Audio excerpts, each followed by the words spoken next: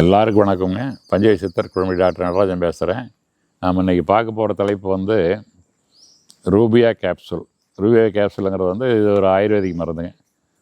உங்களுக்கு என்ன நோய் கொடுக்குறோம் அப்படின்னா ரூபியா கேப்சூல் வந்து தோல் சம்மந்தப்பட்ட சகல வியாதிக்காக கொடுக்குறோம்.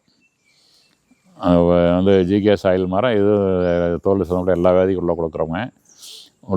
இது வந்து அதாவது கேப்சூல் வந்து உங்களுக்கு வந்து இது 60 கேப்சூல் இருக்கும். காலையில் ஒரு கேப்சூல், சாயங்காலம் ஒரு கேப்சூல், சாப்பாட்டுக்கு அப்புறம் சாப்பிடணும்.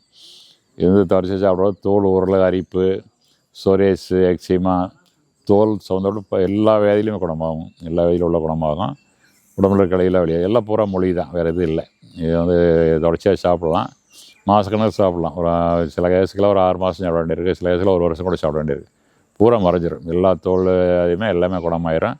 கூட வந்து மற்ற ஆயிலில் இருக்குது. ஜிகேஎஸ் ஆயில், டிடிஎஸ் ஆயில், இது மாதிரி நிறைய இருக்குது. அதெல்லாம் இது கேஎஸ்டி ஆயில், இது மாதிரி மற்ற ஆயிலாம் துணைக்கு உபயோகப்படுத்திக்கலாம். நம்ம பஞ்சை மருந்துகளை சிலலாம் உபயோகப்படுத்திக்கலாம்.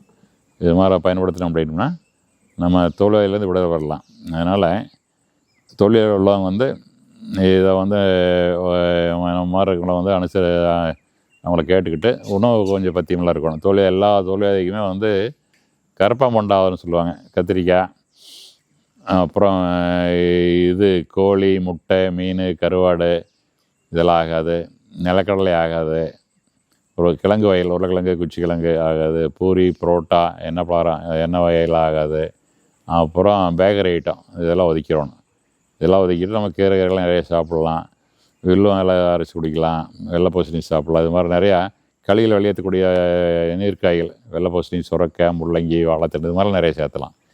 கீரைகள் நிறைய சேர்த்தலாம். இது மாதிரிலாம் இது ஒன்றும்னா உங்களுக்கு வந்து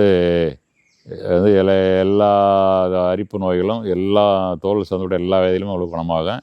அதனால் இது வரைக்கும் நம்ம சொன்ன முறையெல்லாம் நீங்கள் பயன்படுத்துகிறீங்கன்னா உங்களுக்கு வந்து தோல் வந்து நல்லா பல நுணுப்பாக இருக்கும். கரும்பு இரும்பு எதுவும் வராது. தோல் சுருக்க வயசாக வருமா தவிர வேறு எதுவுமே உங்களுக்கு உடம்பு வராதுங்க. மேனி நல்லா பலன்னு இருக்குது. முகமே நல்லா தேஜஸாக இருக்கும். அதனால் இதை நீங்கள் பயன்படுத்தி நலன் பெற வேண்டுகிறேன். நன்றி, வணக்கம்.